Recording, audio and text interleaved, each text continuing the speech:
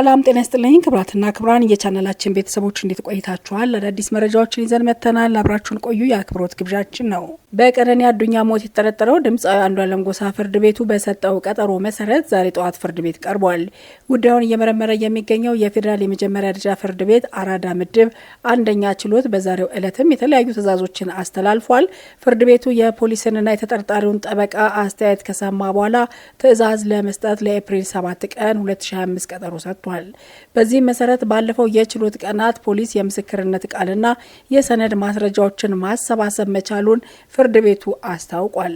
በተጨማሪም ፍርድ ቤቱ ጉዳዩን በቂ የምርመራ ጊዜ እንደሚያስፈልገው በመግለጽ ፖሊስ ከየካቲት 29 ጀምሮ ከትላንትናው ዕለት ማለት ነው 10 ተጨማሪ የምርመራ ቀናትን ሰጥቷል። ሌተናል ጄኔራል ታደሰ ወረደ የትግራይ ክልል ጊዜያዊ አስተዳደር ፕሬዝዳንት ሆነው ተሾሙ። የትግራይ ክልል ጊዜያዊ አስተዳደር ሆነው የተሾሙት ጄኔራል ታደሰ ወረደ ከዚህ ቀደም የትግራይ ክልል ጊዜያዊ አስተዳደር የጸጥታ ቢሮ ኃላፊ እንደነበሩ ይታወቃል። ሌተናል ጄኔራል ታደሰ ወረደ የትግራይ ክልል ጊዜያዊ አስተዳደር ፕሬዝዳንት ሆነው መሾማቸውን ጠቅላይ ሚኒስትር አብይ አህመድ ናቸው ያስታወቁት። ጠቅላይ ሚኒስትር አብይ አህመድ በይፋዊ የማህበራዊ ሚዲያ ገጻቸው ላይ ይፋ እንዳደረጉት የትግራይ ክልል ጊዜያዊ አስተዳደር ምክትል ፕሬዝዳንት ሆነው ሲያገለግሉ የነበሩት ሌተናል ጄኔራል ታደሰ ወረደ የፕሬዝዳንትነት ስልጣኑን ከአቶ ጌታቸው መረከባቸውን ተናግረዋል። ዛሬ በይፋና በሰላማዊ መንገድ በአዲስ ባህል የስልጣን ሽግግሩና ቅብብሎሹን ለማካሄድ የተዘጋጀው ፕሮግራም አከናውናል ሲሉ የስልጣን ርክክብ መደረጉን አስታውቋል። ይህ ሹመት የተሰጠው መጋቢት 12 ቀን 2015 ዓ.ም የመጀመሪያው የክልሉ ጊዜያዊ አስተዳደር ፕሬዝዳንት ሆነው የተሾሙት አቶ ጌታቸው ረዳ ከኃላፊነት መሰናበታቸው ከተገለጸ ከአንድ ቀን በኋላ ነው። አቶ ጌታቸው ስልጣን በተረከቡበት ጊዜ 27 አባላት አሉት የጊዜያዊ አስተዳደራቸው ካቢኔ አዋቅረው የነበረ ሲሆን ከፌዴራል መንግስቱ ጋር በተደረገው ጦርነት የትግራይ ኃይሎችን ሲመሩ የነበሩት ሌተናል ጄኔራል ታደሰ ወረደና የቀድሞ የአገሪቱ ሰራዊት ኤታማዦር ሹም ሌተናል ጄኔራል ጻድቃን ገብረተንሳይን በምክትል ፕሬዝዳንትነት ማዕረግ ተሹመው ነበር። ሌተናል ጄኔራል ታደሰ የትግራይ ክልል ጊዜያዊ አስተዳደር የጸጥታ ቢሮ ኃላፊ በመሆን ጊዜያዊ አስተዳደሩን ሲያገለግሉ ቆይተዋል። ለ2 ዓመት ያህል በስልጣን ላይ የቆዩት አቶ ጌታቸው ረዳ የህወሓት አመራሮች በሁለት ጎራ መከፈላቸውን ተከትሎ ስልጣናቸው አጣብቂኝ ውስጥ ገብቶ ቆይቷል።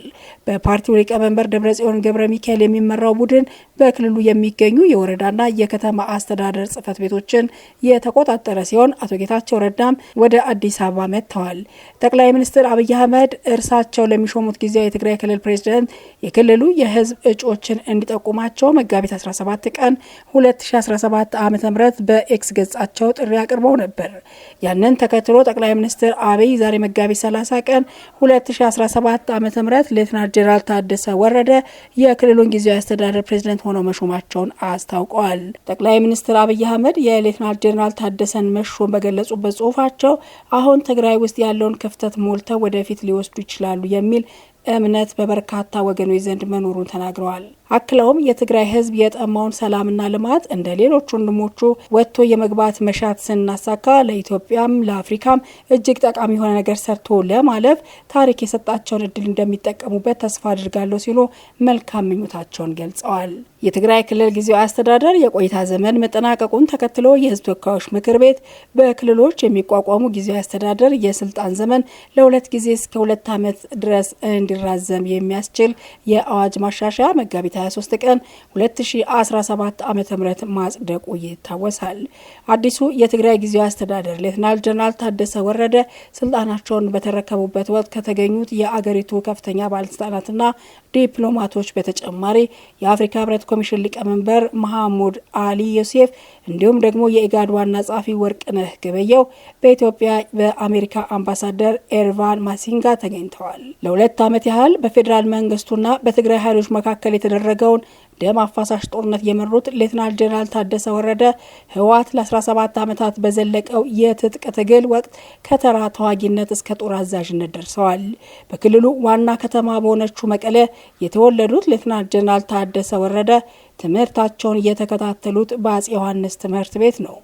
በ1968 ዓ.ም ወደ ትግል ሜዳ የወጡት ሌተናል ጄኔራል ታደሰ ከ1969 ዓመተ ምህረት እስከ 1972 ዓመተ ምህረት በተለያዩ የህወሓት ሰራዊት የአመራር እርከኖች ላይ ተሳትፈዋል። ቢቢሲ እንደገለጸው ከሆነ ከ1972 መጨረሻ እስከ 1974 ዓመተ ምህረት ድረስ የኮር አዛዥ ሆነው ያገለገሉት ሌተናል ጄኔራል ታደሰ የ73ኛ ክፍለ ጦር መሪ በመሆን የተለያዩ ውጊያዎችን መርተዋል። ህወሓት ከደርግ ወታደራዊ መንግስት ጋር ውጊያ እያደረገ በነበረበት በዚህ ወቅት የ43ኛ ብርጌድ አዛዥ በመሆን በኤርትራ በቀይ ኮከብ ዘመቻ ተሳትፈዋል። ከኤርትራ ከተመለሱ በኋላ በአዲጎዞም ጦርነት ከተሳተፉት ሌተናል ጄኔራሉ በመቀጠልም የህወሓትና የደርግ ወታደራዊ መንግስት ወሳኝ ከሆኑ ጦርነቶች መካከል አንዱ በሆነው የሽሬ ጦርነት የእዝ አዛዥ ነበሩ።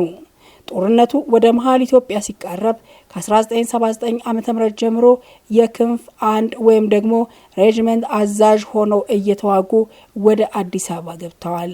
በግንቦት ወር 1983 ዓ.ም ደርግ ከስልጣን ከተወገደ በኋላ የደቡብ ምዕራብ አዛዥ ሆነው የተሾሙት ሌተናል ጄኔራል ታደሰ በመቀጠልም በ1987 ዓ.ም የአዋሽ አርባ ወታደራዊ ማሰልጠኛ ኃላፊ ሆነው ተሾመዋል።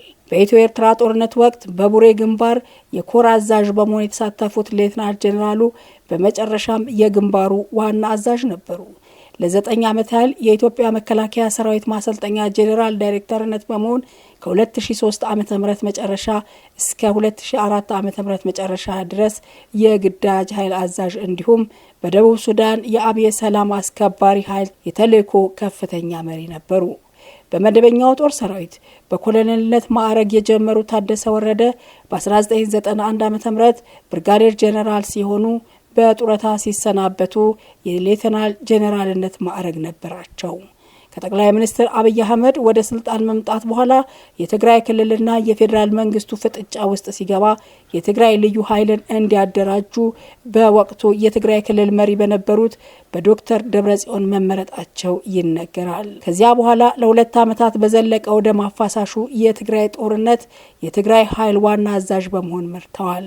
ለ2 ዓመታት የዘለቀው የትግራይ ጦርነት በደቡብ አፍሪካ ፕሪቶሪያ በተደረሰው ስምምነት ከቆመ በኋላ በናይሮቢ የማስተግበሪያ ስምምነትን ከኢትዮጵያ የመከላከያ ሰራዊት ኢታማዦር ሹም ፊልድ ማርሻል ብርሃኑ ጁላ ጋር ተፈራርመዋል። በመቀጠልም የትግራይ ክልል ጊዜያዊ አስተዳደር ሲቋቋም በምክትል ፕሬዝዳንትነት ማዕረግ የትግራይ ክልል ጊዜያዊ አስተዳደር የጸጥታ ቢሮ ኃላፊ በመሆን ተሹመዋል። ክብራትና ክብራን የቻናላችን ቤተሰቦች አብራችሁን ስለነበራችሁ ምስጋናችንን ከልብ ነው። ይህንን ቻናል ላይክ፣ ሰብስክራይብ ማድረጋችሁን አትዘንጉ። መልካም ጊዜ በያላችሁበት።